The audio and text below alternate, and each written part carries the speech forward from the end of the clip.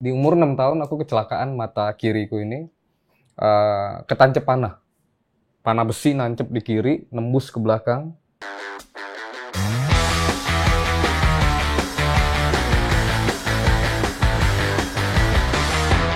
Jadi orang Indo tuh sebenarnya masih banyak sebenarnya yang percaya dengan ramalan.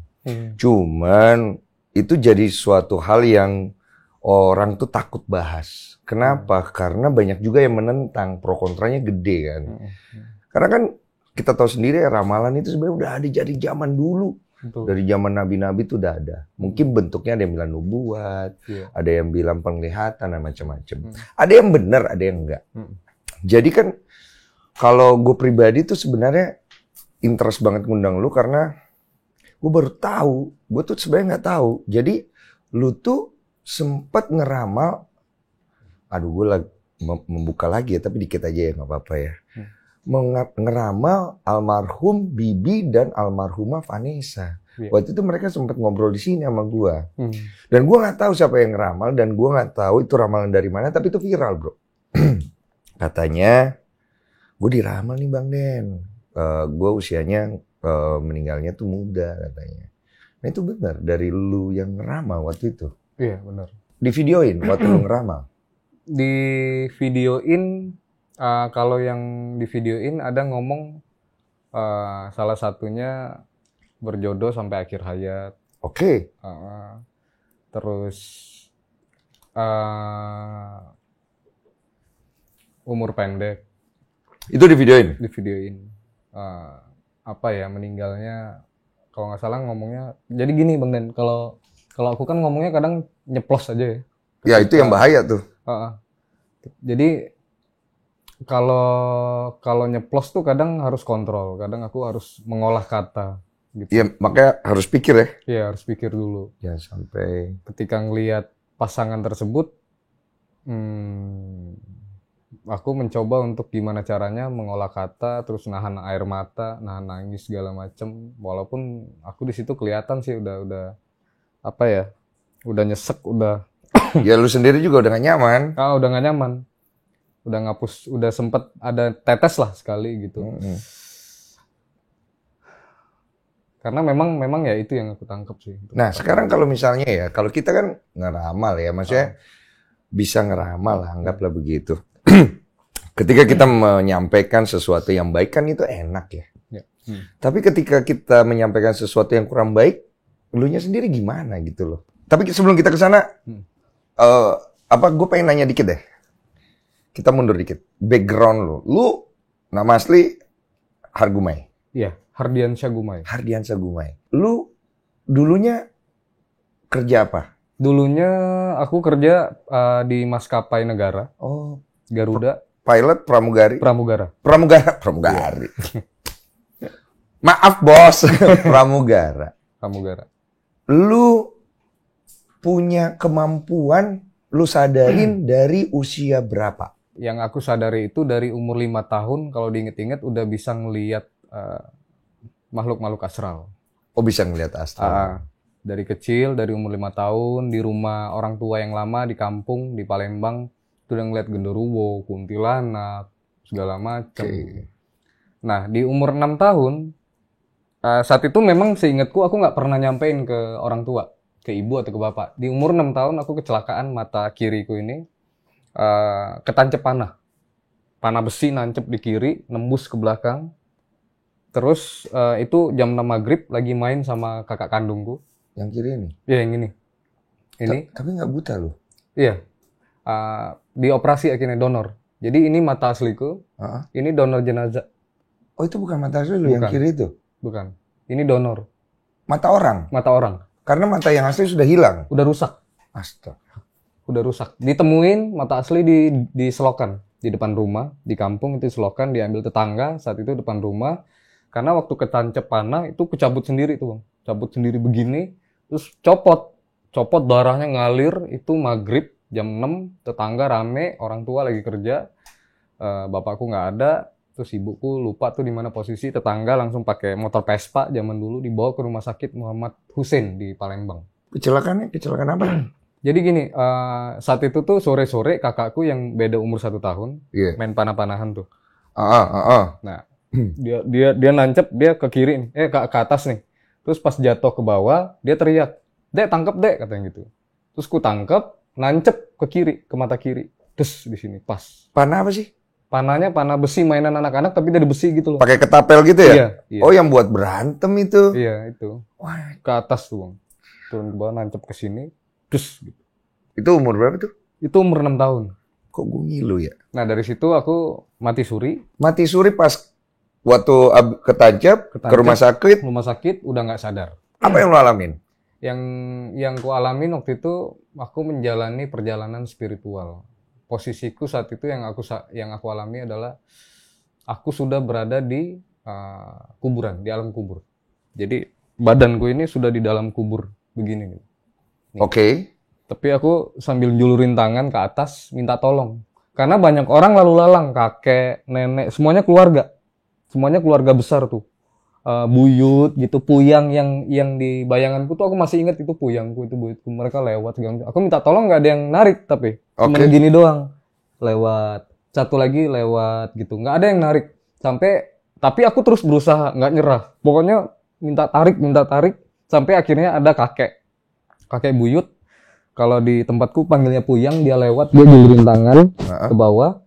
Aku tangkap, aku naik ke atas, aku keluar dari kuburan. Iya. Pas aku keluar dari kuburan, posisiku tuh udah begini. Di rumah sakit, perban dibuka sama dokter, sama segala macem. Terus di depanku ada orang tua, ada keluarga ambil begini. Bobby. Jadi dulu namaku tuh Bobby Firmansyah. Nama pertama kali. Bobby ini berapa? 5, 4, 3, 5 gitu. Nah itu setelah ditarik, posisiku udah sadar. Dibuka, langsung di depanku tuh sambil dipanggil Bobby. Lalu singkat cerita, aku berjalan hidup normal, walaupun mata nggak normal, dipakein kacamata seperti bajak laut dulu. Iya. Tutup sebelah, nama diganti. Dari Bobby Firmansyah itu nama dokter kesukaan ibuku dulu. Diganti jadi Hardiansyah. Kenapa diganti? Karena saat itu menurut orang tuaku buang sial.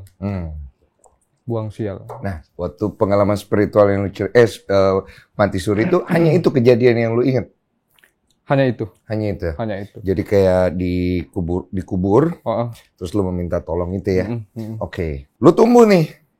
Ya. Ada perubahan yang terjadi nggak setelah kejadian itu dalam diri lu secara spiritual atau secara gaib? Kalau awalnya kan lu cuma bisa melihat tuh ya. Dari sejak saat itu aku ngerasa aku beda sama anak-anak yang lain. Jadi kalau di sekitaran kampungku anak-anak lain pada main kelereng di sini, yang di sini ngumpul di lapangan main layangan, yang di sini main ini, aku mainnya sendiri. Biasanya aku nyari kebun, cari hutan, cari area yang di situ banyak pepohonan, gelap, gulita, aku lari-lari sendirian di situ.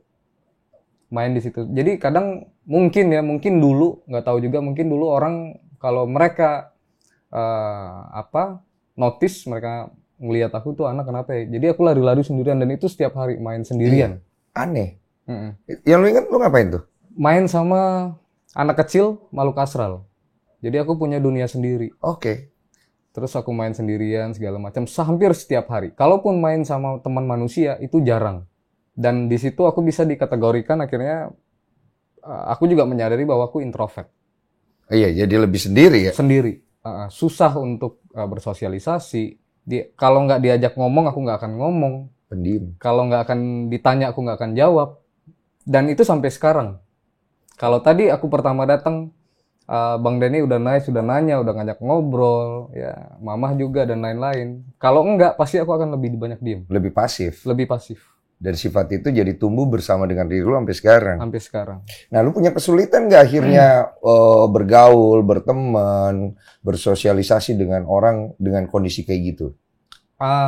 Sangat iya, kesulitan. Kan? Jadi susah sendiri sebenarnya. Sebenarnya sampai sekarang. Sekarang ini tahap dimana aku untuk ketika aku keluar dari perusahaan maskapai yang kemarin. Iya. Mungkin teman-temanku juga satu angkatan atau senior-senior yang di maskapai kemarin juga mungkin kalau nonton mungkin mereka juga berpikir, mereka tahu kalau Buma ini pertama susah untuk bergaul, susah untuk diajak jalan, berteman segala macem, bla bla bla. Karena memang ketertutupan aku itu ya Bang ya. introvertku dan lain-lain. Cuman yang pasti sekarang aku berusaha untuk merubah diri menjadi lebih baik. Kalau ada orang ngajak ngobrol lebih dulu. Lebih membuka diri. Lebih membuka diri. Di antara keramaian aku lebih banyak. Gimana caranya aku ketawa dan aku senyum. Karena aku jarang susah senyum. Susah senyum, ketawa gitu susah. Iya. Ini baru sekarang sebenarnya. Dan itu biasanya berpengaruh bagiku. Yeah. Kalau aku datang di tempat orang yang menurutku orang ini orang baik, orang ini baik, auranya baik, tempat ini baik, di sekitar ini baik, pasti aku bisa senyum, bisa ketawa. Lebih nyaman. Lebih nyaman. Dan lu bisa merasakan itu. Bisa merasakan itu. Seperti di sini. Biasanya kalau aku di tempat orang, kalau aku udah pengen pulang cepet, nggak ada senyum, nggak ada ketawa apalagi, nggak banyak ngomong, berarti nggak nyaman. Iya, dan energi itu kan nggak bohong sebenarnya, kita bisa rasa. Waktu lu main-main nih sama anak-anak astral inilah, yang gue juga nggak tahu dunianya seperti apa. Pernah diajak yang aneh-aneh nggak? Kayak bunuh diri lah, apa? Kalau diajak aneh-aneh nggak ada. Cuman jadi masuk SD, umur 6 tahun, itu udah masuk SD. Dimana saat itu anak SD itu kalau pagi buta udah harus bangun sekolah. Iya, betul. Nah, aku itu dulu kesusahan sampai sekarang kalau bangun pagi. Jadi caraku setiap bangun pagi adalah aku minta bangunin temanku. Iya. Makhluk astral tersebut. Oke, baik. Jadi biasanya kalau aku tidur biasanya aku ngomong nih, dia ada di depanku, aku bilang, bantu aku, besok aku mau sekolah. Bangunin. Atau misalkan seperti kemarin aku mau kerja, atau mau syuting jam 7 pagi, jadi bangunin aku jam 5. Nanti besoknya jam 5, jam 6, biasanya kepalaku ditoyor, tanganku ditarik. Bangun. Bentuknya gimana sih? Kalau yang dulu memang anak-anak bentuknya. Biasa aja gitu? Biasa aja, seperti anak-anak. Laki-laki. Nggak serem gitu, nggak apa? Serem. Nggak, tampilannya, visualnya seperti anak biasa. Oke. Anak laki-laki. Kalau yang sekarang memang lebih seram. Hah? Maksudnya? Lebih tampilan visualnya kalau yang sekarang lebih seram, lebih... Yang sekarang ini apa maksudnya nih? Ada teman juga? Jadi kadang sejujurnya aku masih minta tolong untuk hal-hal yang baik. Misalkan bangunin dong kalau pagi. Oh, sampai sekarang? Iya, kadang aku diinjek gitu. Jadi aku bangun gitu. Kadang kakiku udah ditarik tuh bang. Ditarik, bangun, aku bangun. Ini anak yang dulu?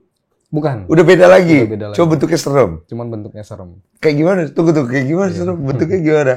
Kalau yang ini sebenarnya memang udah dari lahir, dari leluhur. Oh. Bentuknya seperti harimau.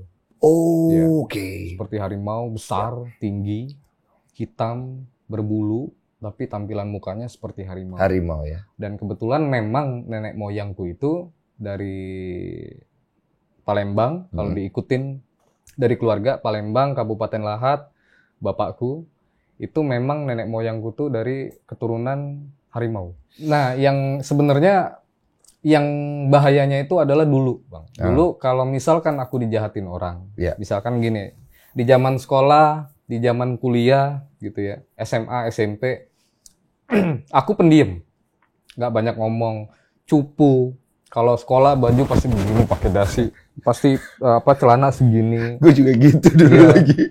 Pasti maunya pakai belt, pakai dasi, harus rambut, topi, rambut gini, pokoknya harus lengkap. Mau upacara, mau apa, sering dibully dan lain-lain. Dan ada waktu di mana aku kesel sama si anak ini. Anak ini sebenarnya masih ada, sempat ketemu aku udah dewasa, namanya Henry.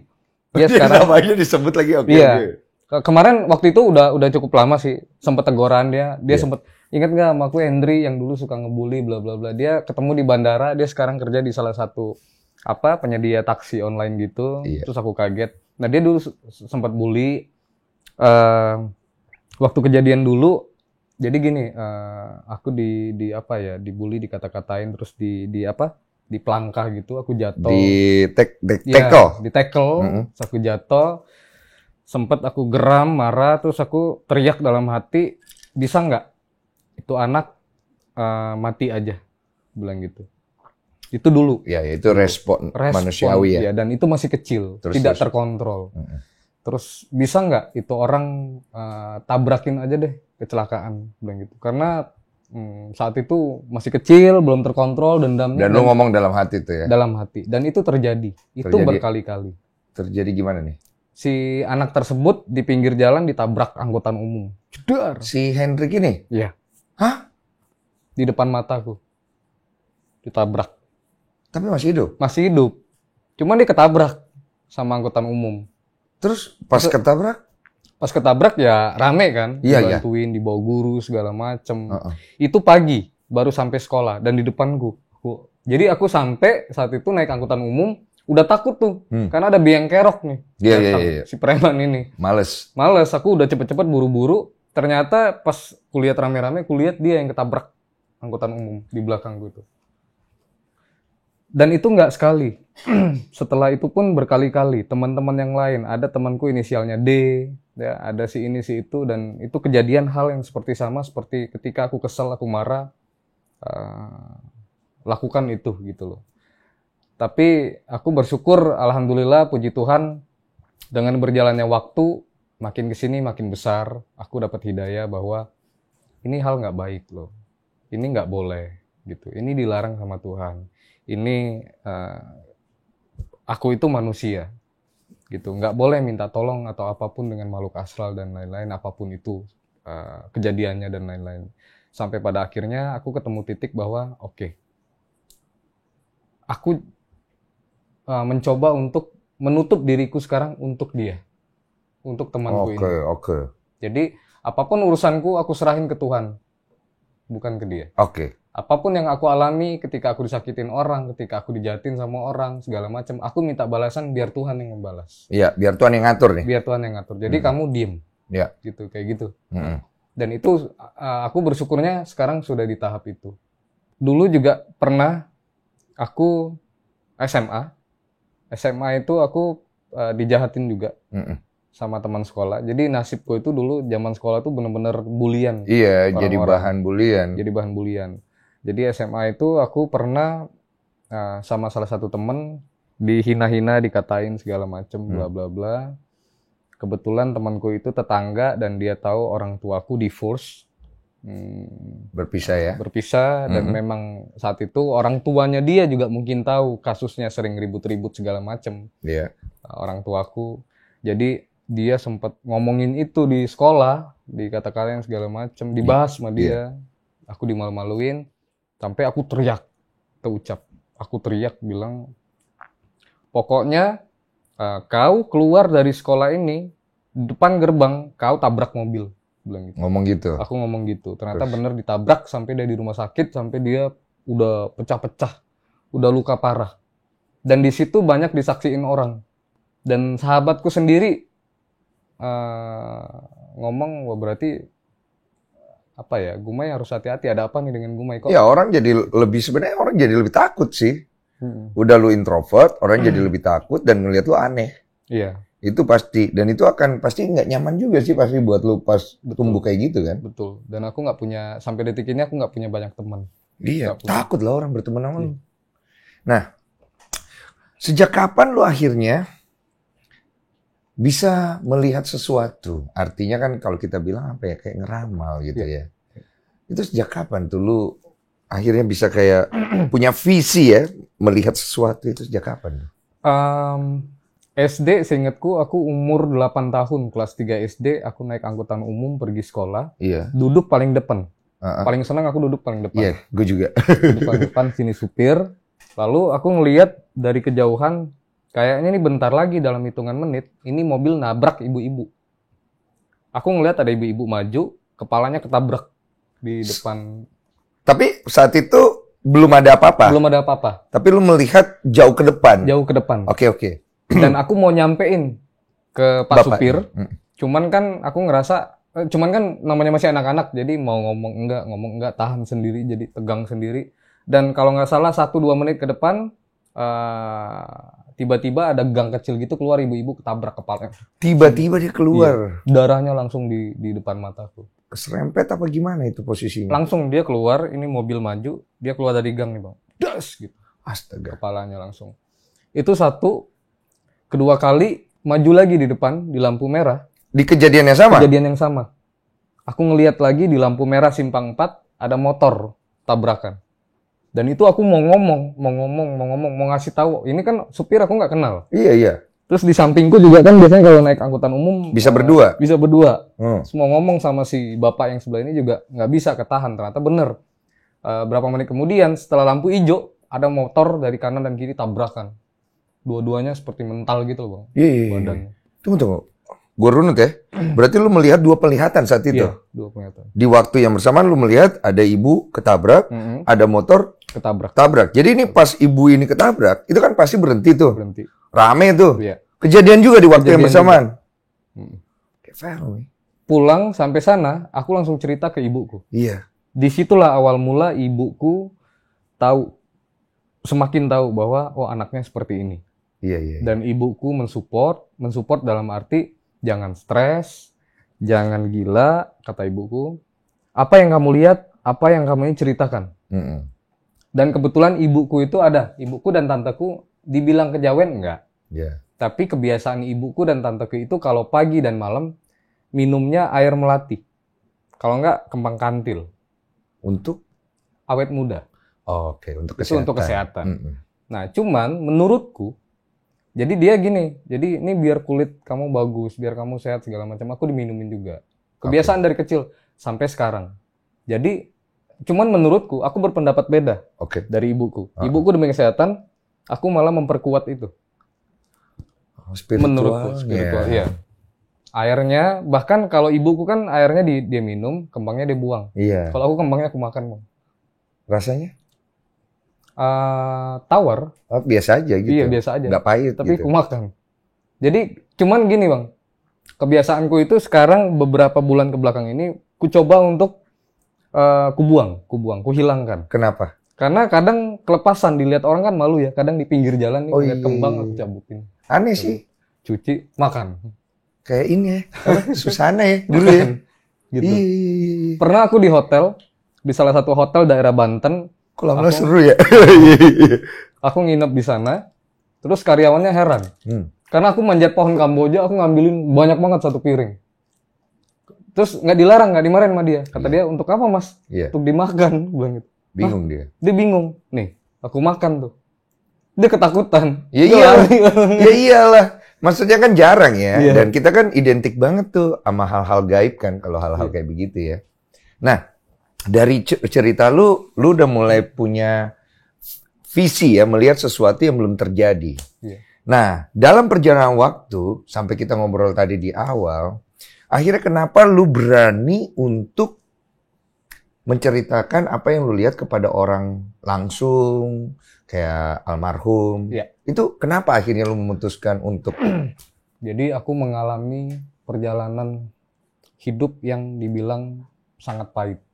Dari kecil, orang tuaku divorce. Ya. Aku besar mandiri sendiri. Kalau orang lihat aku bahagia, aku lihat senang. Aku kan cuma kasih lihat senang-senangnya aja. Kalau yang nggak senangnya biar aku tanggung sendiri. Stay private lah gitu. Buat sendiri. Aku alami itu sampai detik ini. Dan terberat yang paling suram adalah pertama orang tuaku harus berpisah.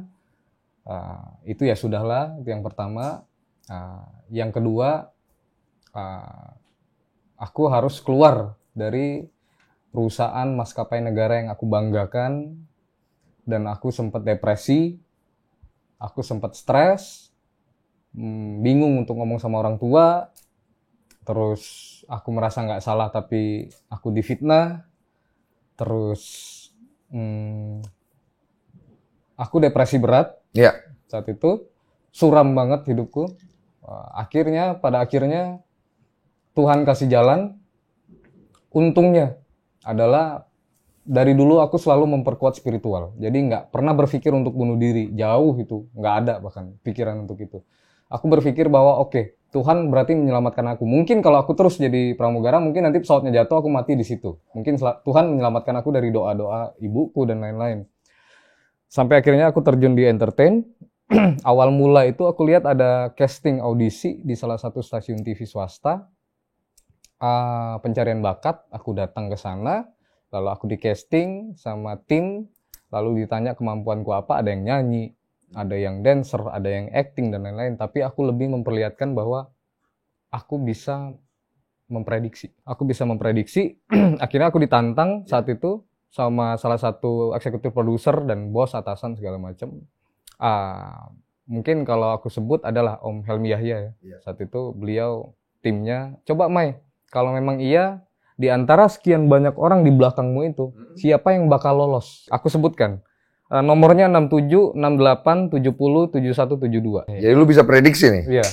Nah udah nih, angkanya lu sebut nih. Sebutin. Akhirnya aku bilang siapa yang punya angka tersebut, yang punya nomor peserta tersebut silakan maju. Maju tuh semua. 67, 68, 70, 71, 72. Semua maju. Lu masih ingat lagi? Singkat cerita, ternyata 67, 68, 70, 71, 72 ini lolos semua. Sampai grand final.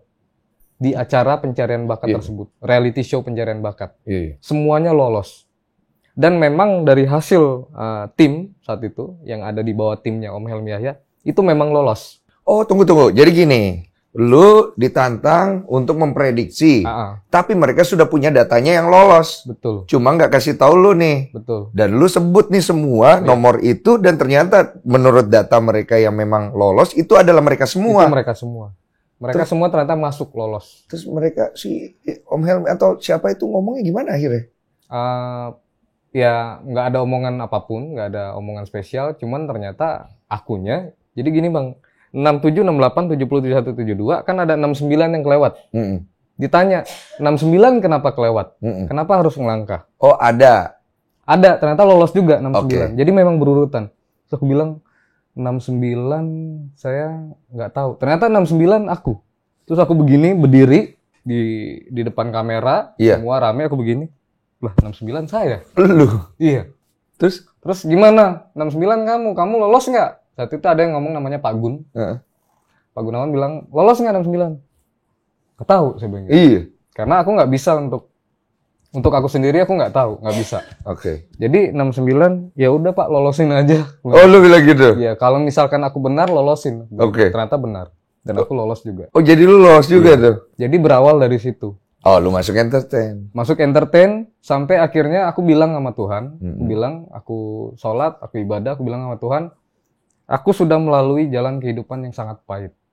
Tuhan sudah kasih aku pelajaran hidup. Bilang, aku nggak pernah menyesal, memang dulu aku bersedih, tapi sekarang Tuhan kasih aku di entertain, sekarang aku mau buka semua apa yang aku punya.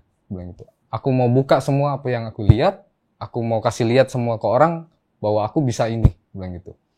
Terus satu lagi Tuhan, kalau misalkan memang ini benar, tolong diperkuat, naikkan harkat, martabat dan derajatku. Tapi kalau ini salah, tolong stopkan aku. Hentikan, kasihkan aku jalan yang lain, bilang gitu. Ternyata makin kesini, ya sampai sekarang. Dan doa itu sampai sekarang aku terusin, Bang. Nah, gitu. Dengan itu semua, sebenarnya yang lu cari akhirnya apa nih? Yang lu cari dengan perjalanan lu, kehidupan lu yang pahit, dengan kemampuan lu memprediksi, dengan lu sekarang udah ada di entertain, dan lu juga viral dengan beberapa hal. Akhirnya yang lu cari arahnya kemana?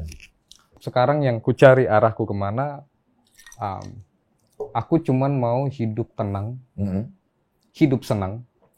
Aku juga nggak munafik. Dan aku juga cari uang. Aku juga nggak munafik.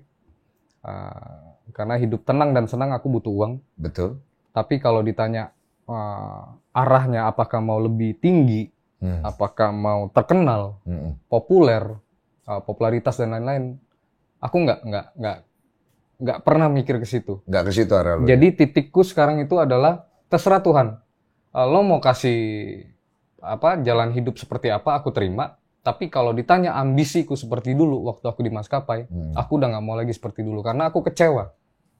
Jadi aku nggak mau kecewa lagi. Jadi Tuhan kasih apa, aku jalani. Apa aja yang Tuhan kasih? Apa aja. Saya jalanin. Aku jalanin. Nggak ada tujuan arah apapun, aku jalanin. Sebaik mungkin. Dan jangan sampai aku nyakitin hati orang lain. Bisa nggak lu nggak nyakitin orang lain tuh di dalam perjalanan? Aku berusaha untuk nggak nyakitin hati orang lain. Walaupun aku merasa ada yang merasa tersakiti. Pasti ya? Iya. Ada yang merasa, apalagi dengan profesi seperti ini ya Bang ya. Pasti dong. Lu juga pasti punya saingan. Betul. Pasti ada orang-orang juga yang iri. Betul. Aku dihina, DM Instagramku tuh udah, sudah yang aku tuh yang, udahlah gitu. Iya, bacanya juga. Aduh, iya parah. Pilu. Sampai orang tuaku, ibuku disumpahin. Bebas. Ini segala macem, tapi ya sudah. Oke. Bentuk tanggung jawab lu kan dengan apa yang lu lihat nih kan lu sampaikan ke masyarakat ya. Pasti kan ada tanggung jawab nih, dimana kita kental banget nih dengan urusan namanya prediksi atau ramalan ya, lebih spesifiknya. Orang-orang orang-orang Indonesia itu kan sangat anti sebenarnya, apalagi kalau berbicara tentang agama dan pamali. Ya. Kalau lu melihatnya akhirnya kemana gitu loh.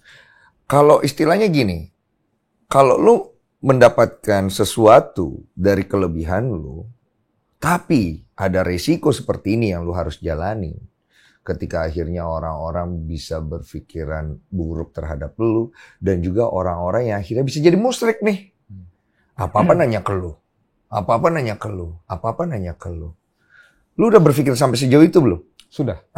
Gue pengen dengar jawabannya. Buat siapapun orang di luar sana yang bilang aku musyrik. Iya. Sebenarnya menurutku manusia, sesama manusia, nggak berhak untuk memusyrikkan sesama manusia. Kita nggak berhak memusyrikkan dia, dia juga nggak berhak memusyrikkan kita. Yang berhak memusyrikkan kita itu hanya Tuhan, menurutku. Ya. Dan gimana caranya tahu? Ya hanya Tuhan yang tahu. Betul. Itu yang pertama. Yang kedua, setiap pilihan jalan hidup semuanya pasti ada resiko. Ya. Termasuk kita mau minum air putih ke dapur pun pasti ada resiko. Setuju. Airnya tumpah, berlebihan, cangkirnya jatuh, kepleset, dan lain-lain. Jadi, kalau ditanya resiko yang aku hadapin, gimana aku tanggepin, aku nggak pernah takut dalam hidup. Resiko apapun itu depan aku hadapin. Dari perjalanan hidupku, Bang, dari kecil sampai detik ini, banyak kesedihan, banyak luka, yang membentuk pribadiku detik ini. Aku nggak takut apapun dalam dunia ini kecuali hanya kepada Tuhan. Tuhan yang Maha Esa. Jadi resiko apapun itu aku hadapin. Kalau kalau kita nggak mau terima resiko, yang ada malah jadi gila. Nanti diem aja. Udah pasti. Tidak berkarya. Nggak ngapa-ngapain. Nggak ngapa-ngapain gitu. Jadi itu sih. Karena apapun yang kita perbuat tetap ada resikonya. Mau sebaik-baik apapun yang kita lakukan, tetap akan ada yang tidak suka. Betul. Cuma kan ini sesuatu yang berbeda dari apa yang lu miliki. Kita bicara tentang lu, kemampuan lu, dan lu ini. Akhirnya ada beberapa hal yang akhirnya bisa membelokkan seseorang dengan kemampuan itu. Pertama, jumlah pundi-pundi yang dia terima. Karena tidak bisa kita lepaskan pemberian dari Tuhan dengan sifat manusiawi kita. Contoh nih, lu bisa melihat sesuatu. Kemudian orang ini mencari lu, meminta tolong. Kan ada batin nih yang beradu nih antara kebenaran yang lu harus berikan kepada dia atau kebohongan yang lu harus berikan kepada dia, dan ini bisa menguntungkan lu nih. Akhirnya bagaimana lu menyelesaikan hal-hal seperti itu di dalam hidup lu dengan apa yang lu punya nih? Nah, itu kan pertanyaannya. Ya. Contohnya nih, ada orang jahat. Kemudian orang jahat ini nelpon lu atau nyari lu. Pokoknya, Bang, bantuin gue kasih duit nih, Bang. Gue kepepet nih, Bang. Nah, lu tahu orang ini nggak baik. Tapi, apa yang lu lakukan akhirnya? Apakah membantu orang yang tidak baik ini atau akhirnya memberikan kebenaran? Yang kulakukan adalah pertama, memberikan kebaikan untuk orang jahat tersebut. Apa itu? Untuk orang yang salah tersebut ya, Bang. Kebaikan apa itu? Kebaikan seperti pertama, aku selalu bilang kepada orang-orang tersebut, karena memang banyak aku alami sebelum-sebelumnya, bahkan baru-baru ini. Aku bilang bahwa apa yang kamu lakukan itu salah. Apa yang kamu lakukan itu berdosa. Ya. Jalan hidup kamu pasti nggak akan berkah. Ya. Permasalahan yang sedang kamu hadapi adalah salah satu bentuk balasan yang sudah kamu lalui. Ya. Bilang gitu. Jadi kalau misalkan kamu mau berubah, masih ada waktu, Tuhan Maha Pemaaf. Oke. Kebaikan-kebaikan seperti itu yang aku berikan. Gitu. Kalau misalkan ada ancaman-ancaman dari diri dia sendiri untuk diri dia, misalkan aku udah nggak kuat, aku mau bunuh diri, aku mau ini, sebenarnya kan itu secara nggak langsung dia tahu dia salah, makanya dia sampai mau bunuh diri. Nah, kebaikan yang aku berikan adalah aku mencoba untuk menghealing dia, bahwa jangan bunuh diri, jangan bersedih, jangan berlarut-larut. Kamu punya anak, kamu punya istri, kamu punya suami, kamu punya keluarga, ya. Masalah, resiko apapun depan dihadapin, nanti biar Tuhan yang selesain, bilang gitu. Tapi yang pasti kebaikan yang kuberikan intinya adalah mencoba untuk merubah diri dia menjadi lebih baik. Menyadarkan dia Menyadarkan lah dia. secara tidak langsung. Betul. Tapi kalau kemudian ada di situ kesempatan lu untuk melakukan sesuatu dan menguntungkan diri lu, tapi akhirnya tidak memberikan kebenaran kepada dia, lu ambil atau enggak kesempatan itu? Tidak. Kenapa? Gini, aku pernah alamin itu baru-baru ini, dan aku nggak ngambil kesempatan itu. Kalau misalkan aku ambil kesempatan itu bisa. Betul. Contohnya dia aku bohongin, begini begitu, duit dia ngalir segala macam dan lain-lain. Bisa. Tapi nggak aku lakukan. Yang aku lakukan malah sebaliknya. Sebaliknya dalam arti aku mencoba menyadarkan dia, terus aku stop sampai di situ, dan ketika dia mau balik lagi, nggak aku ladenin lagi. Oke. Karena begini, kenapa nggak aku ladenin lagi? Karena untuk yang baru-baru ini, dia sepertinya nggak mau berubah, mental. Iya.